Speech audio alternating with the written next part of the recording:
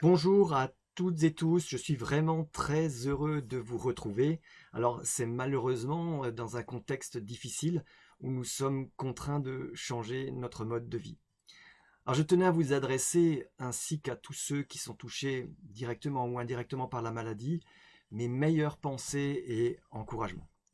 Alors bien évidemment, je tenais aussi à adresser un grand merci à tous ceux qui sont au front, ceux qui nous soignent, souvent au détriment de leur santé, et tous ceux qui assurent le minimum vital pour que nous puissions malgré tout continuer à vivre tout simplement. Alors face à cette situation inédite, nous sommes tous inquiets, voire angoissés, et c'est bien légitime. Alors de mon côté, pour ce qui concerne l'activité professionnelle, eh bien, comme pour la majorité d'entre nous, tout s'est arrêté très brutalement. Les formations présentielles qui étaient programmées ont été annulées, ainsi que les accompagnements en ligne d'ailleurs. Bref, je pense que de toute façon, dans l'immédiat, les préoccupations sont autres et c'est bien normal. Alors j'ai moi-même passé la semaine dernière à mettre en place un ensemble de dispositions pour essayer d'assurer la pérennité de mon activité, je pourrais dire coûte que coûte.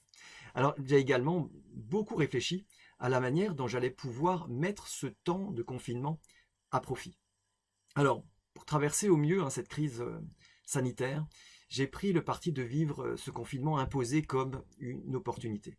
Alors bien sûr, c'est toujours plus facile à dire qu'à faire, j'en conviens. En tout cas, ce sera celle de prendre le temps de me reconnecter à moi-même et à l'essentiel. De profiter de cette pause forcée pour tout simplement être plus à l'écoute de mon corps et de mes aspirations profondes, de varier encore un peu plus mes activités sportives suite à l'arrêt complet de la course à pied. J'ai fait ce choix. Et ce 7e jour de confinement m'incite aussi à arrêter de me focaliser sur ce sur quoi je ne peux rien faire pour le moment. Je vais reprendre de la hauteur et définir ce sur quoi je peux agir finalement. Alors, pour vous aider à traverser au mieux cette période, et puisque nous ne pouvons pas bouger physiquement, eh bien je tiens donc à continuer à partager avec vous des techniques d'organisation personnelle et d'équipe, et du coup, pourquoi pas familiale aussi, reprenant la publication des vidéos.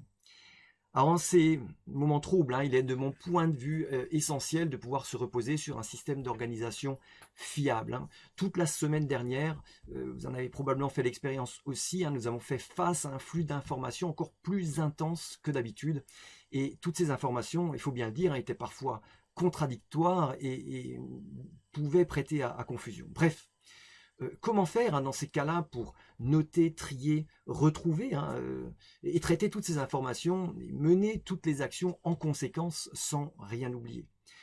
Comment prendre du recul aussi pour décider au mieux sans être dans la réaction permanente.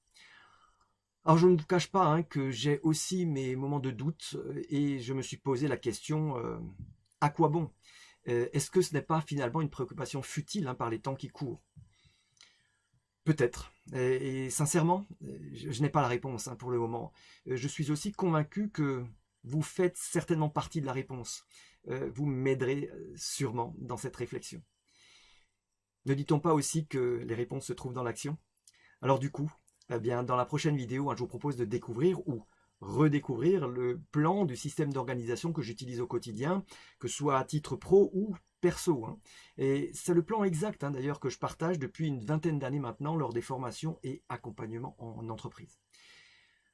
Alors chaque pièce de ce système est assemblée de manière logique et cohérente. C'est un peu comme l'ensemble de pièces qui composent notre voiture finalement. Le pare-brise, par exemple, ne trouve tout son sens et son efficacité que s'il fait partie du système. Et ici, donc la voiture. Et sorti du système, eh bien, il n'a plus aucun intérêt, ou en tout cas, il perd beaucoup de son efficacité.